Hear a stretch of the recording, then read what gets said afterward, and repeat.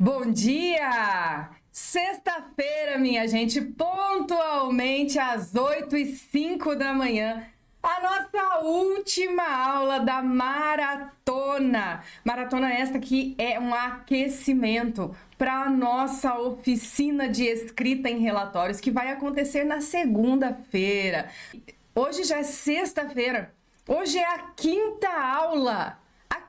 Parece que foi ontem que eu falei, gente, segunda-feira, primeira aula da maratona. Olha isso, quinta aula e vocês estão aqui todos os dias comigo. Muito obrigada pela confiança, obrigada pela companhia. É uma alegria poder compartilhar esse conhecimento com vocês. Muito obrigada. Hoje nós teremos a nossa aula sobre instrumentos indiretos e vamos trazer aqui também a nossa escrita reflexiva, criativa e responsável.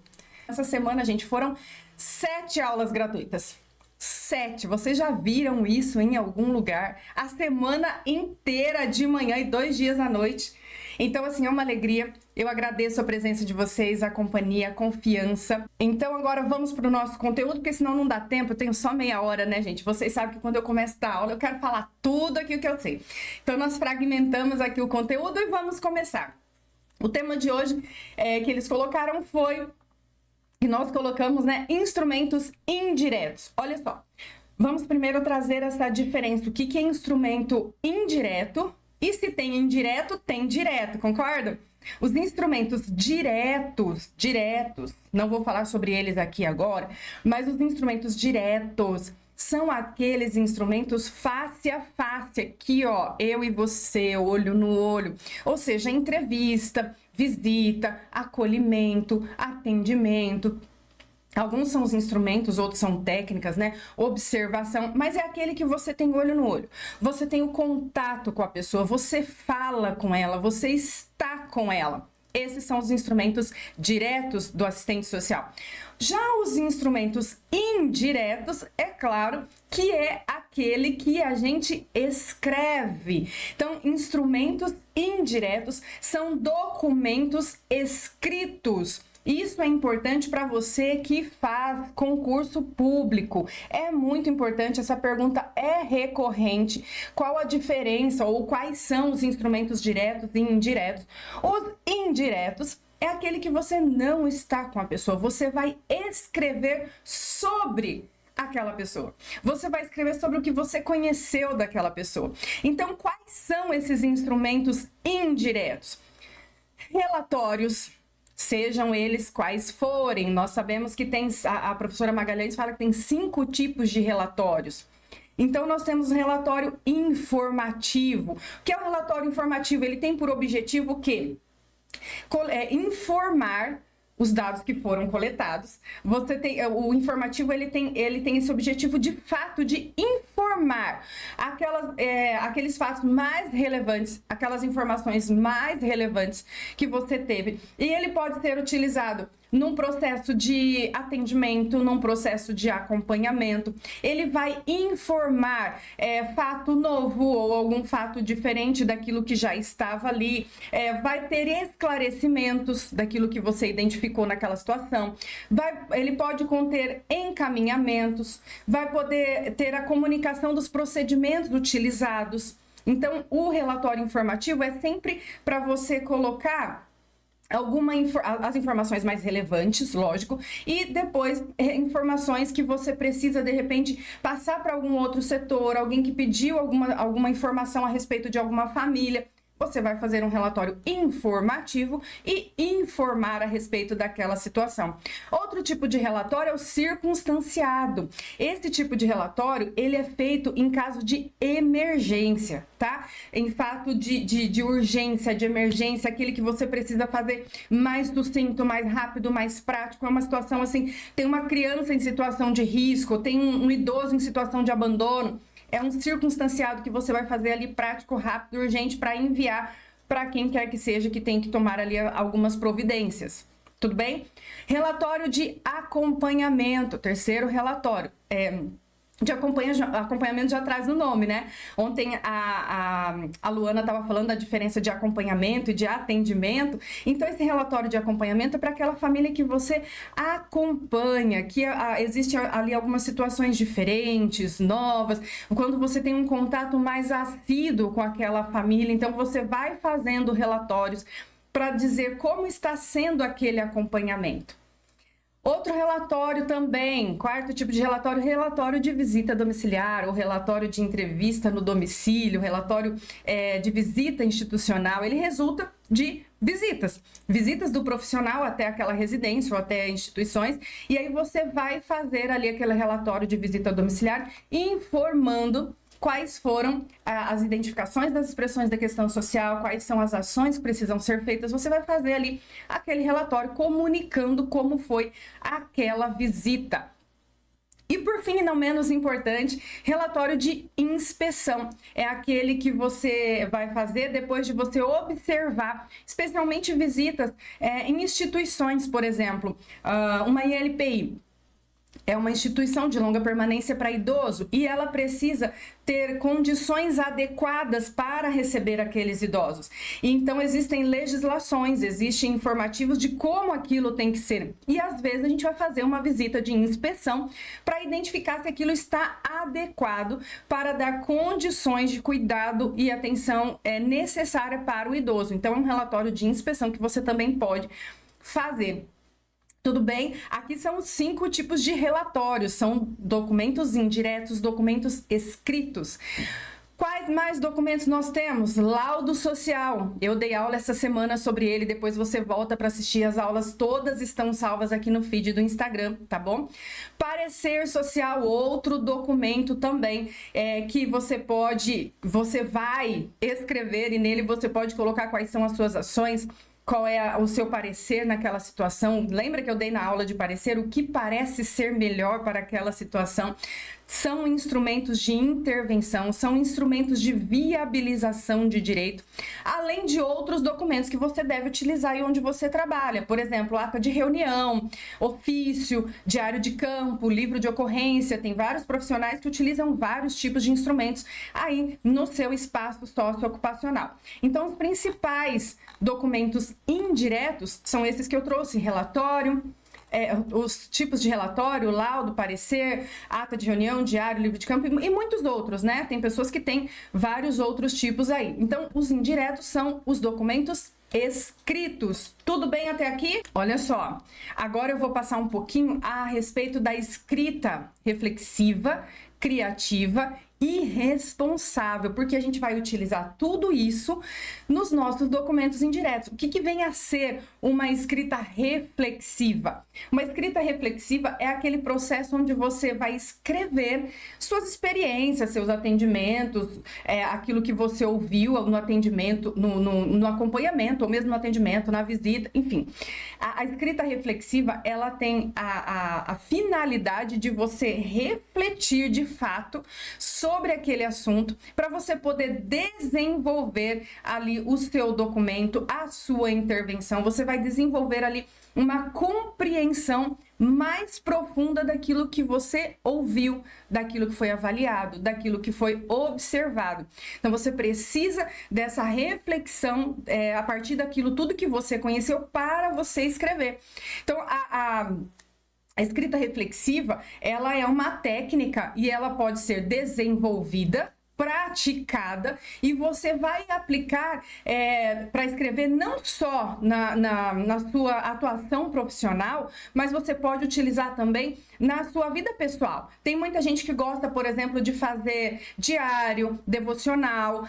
Então, assim, isso aqui é importante também, porque quanto mais você escreve, mesmo que seja da sua vida pessoal, quanto mais você escreve, mais você vai treinando, mais você vai adquirindo habilidade de reflexão e de escrita, porque aí você vai aplicar depois na sua vida profissional todo este treino que você está fazendo. Porque quando você escreve, você tem ali a oportunidade de refletir com profundidade sobre aquilo que aconteceu, sobre aquele assunto, sobre aquela situação ali que você está escrevendo. Então, quando você começa a refletir sobre o que você ouviu ou sobre o que você precisa escrever, você de fato vai conhecendo com profundidade. Você vai tendo tempo para poder construir aquela escrita ali. Quando você escreve, você precisa, por exemplo, de concentração, você precisa ali de calma, refletir sobre aquilo que foi ouvido, sobre o que aconteceu, para você poder colocar ali no papel de forma apropriada, de forma responsável, respeitando ali a história daquela família, respeitando aquilo que você ouviu. Então, quando você pratica com a sua vida pessoal, isso é importante porque vai refletir ali a sua prática na sua vida profissional. Tudo bem, gente? Até aqui? Porque enquanto você escreve, você pode ir pensando em quais respostas você pode dar naquela situação. Que resposta eu posso dar para essa demanda aqui? Entende que você vai refletindo, você vai pensando com profundidade, você dedica tempo para aquela situação e você vai pensando que resposta eu posso dar para esta situação, para essa demanda. Além disso, você pode pensar que resposta a este espaço socioocupacional, que resposta a este equipamento onde eu estou inserido, que resposta que este espaço pode dar para essa demanda. Que resposta eu posso dar, que resposta a minha instituição pode dar e, para além disso, qual é a resposta do serviço social para essa demanda? O que o serviço social pensa a respeito disso? Qual é o ponto de vista do serviço social? Então, são nessas condições que é importante você desenvolver uma escrita reflexiva. Quando você está escrevendo, você pode também criar conexões. O que é criar conexões, Regiane?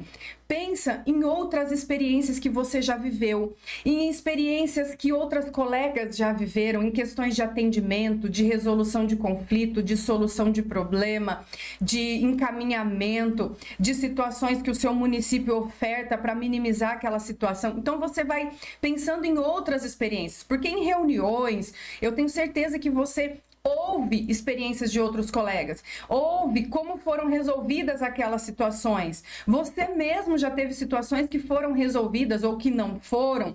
Então, quando você vai escrevendo, você vai fazendo conexões com situações semelhantes, já vividas por você ou por outras pessoas.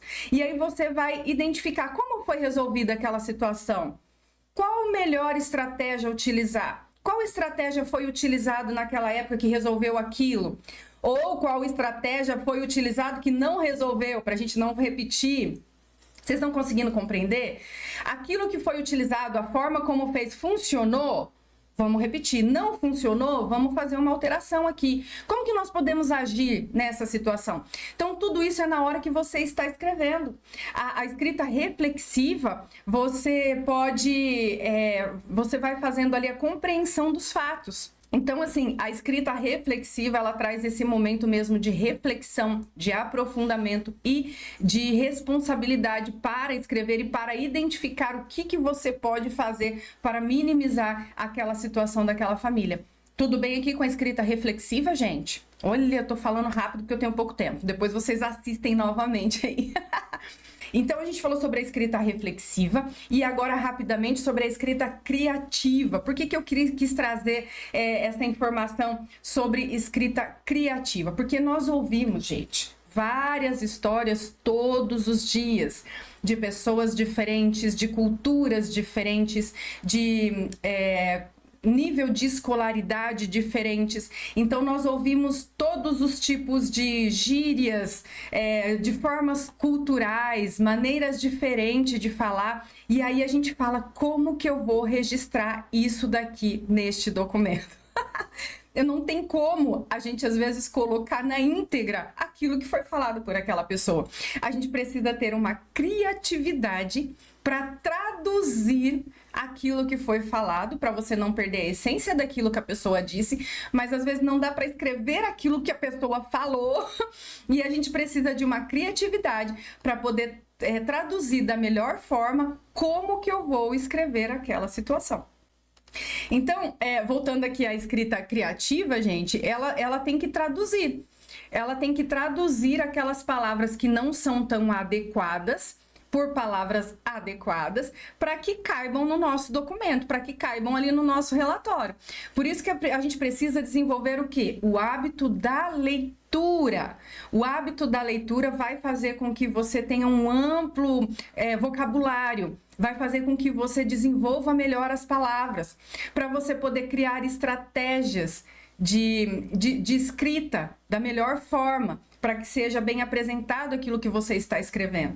Então, a leitura, a prática da leitura, ela possibilita uma ampliação muito grande de vocabulários, de palavras, né? Você pode procurar também, você pode utilizar um recurso de sinônimos.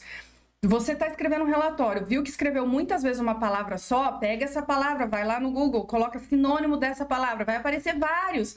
E você vai colocar ali para não ficar muito repetitivo a mesma palavra. Às vezes é uma palavra muito difícil, você quer traduzir para colocar ela de uma forma mais acessível para outras pessoas. Então, a leitura vai fazer com que você possibilite essas situações, com que você possibilite essa forma de escrever para que as pessoas consigam compreender. Quem lê, fala e escreve bem, exatamente. Fala e escreve bem. Isso é o hábito da leitura. A gente já percebe pela forma como a pessoa fala ou pela forma como ela escreve, né? Então, a nossa escrita, ela é uma ferramenta muito poderosa. Os nossos documentos, os nossos instrumentos indiretos, eles são documentos que geram transformação na vida das pessoas. Ele é utilizado para transformação. Ele é um meio de viabilização de direitos. E aí a gente precisa saber como nós estamos escrevendo. Então, a escrita criativa, ela é uma ferramenta muito poderosa. A escrita criativa, reflexiva e responsável é muito poderosa para ser usada. E você pode escrever uma variedade de histórias que são contadas todos os dias, mas você vai escrever de forma responsável. Você vai escrever de forma com que não venha a expor aquela família. Você vai escrever traduzindo palavras que foram ditas e que não cabe, de repente, num documento profissional, certo? O professor Charles Toniolo, ele fala numa aula dele que o usuário, né, a pessoa que a gente atende ali, o requerente, o usuário, o cidadão, não sei qual que é o tema que você, qual que é a nomenclatura que você utiliza aí, onde você mora, mas ele fala que o usuário, ele é o protagonista daquela história contada. Então, o usuário, ele é a pessoa mais importante naquele momento, contando ali a sua história. Ele é protagonista da história, mas o protagonista da escrita é você, profissional. Existe o protagonista da história, que é a pessoa que vai contar, mas o protagonista da escrita é você.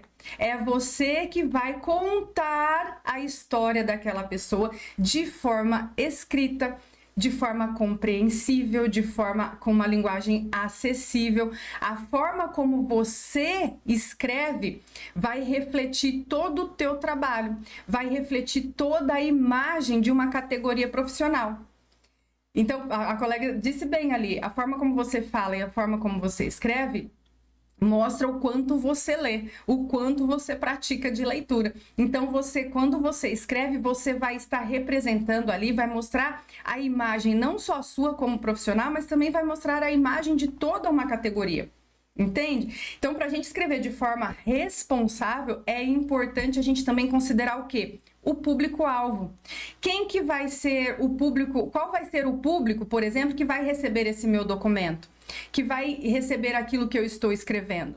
Então, depende do público-alvo, você vai também identificar a forma como você vai escrever.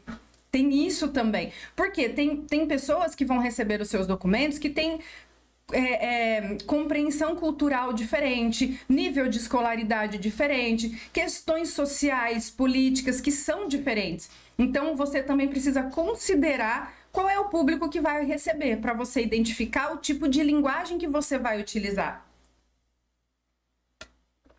Exatamente, Marivete. Nossos documentos são lidos por muitas pessoas, precisam compreender precisa ser compreensível para todos. É isso aí.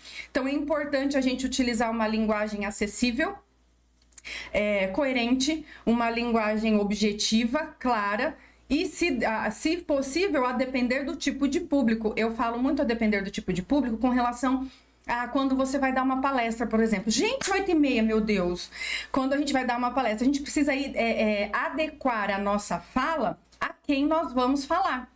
Né? Às vezes você vai falar, por exemplo, com um advogado, com um público que tem ali um nível de escolaridade maior. Quando você vai falar com o usuário, a depender deles que tem um nível de escolaridade menor, você vai falar com uma linguagem mais acessível, você vai falar ali um pouco mais nivelado com aquilo que eles vão conseguir compreender de você. Então, na nossa escrita não é diferente.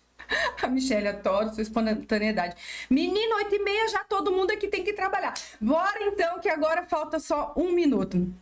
Então é isso, gente. A escrita reflexiva, escrita criativa e a escrita responsável. A responsável, gente, é aquela que transmite com veracidade os fatos, aquilo que foi narrado, as principais informações, mesmo que traduzido numa linguagem adequada, mas sem distorção, sem perder a essência daquilo que foi falado, sem maus entendidos.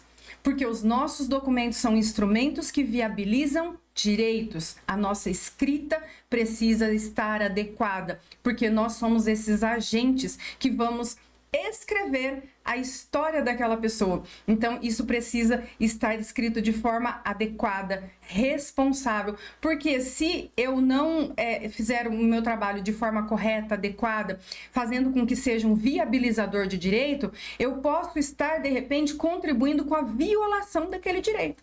Então, a nossa escrita, ela tem que ser responsável. Ok, gente? Lembrando que os nossos documentos têm poder de transformação. 8h30, gente, bom dia, bora trabalhar nessa sexta-feira. Muito obrigada pela presença de vocês. Encerramos aqui a nossa 5ª aula da maratona, que foram feitas às 8h05 da manhã. Um beijo, fiquem com Deus. Tchau!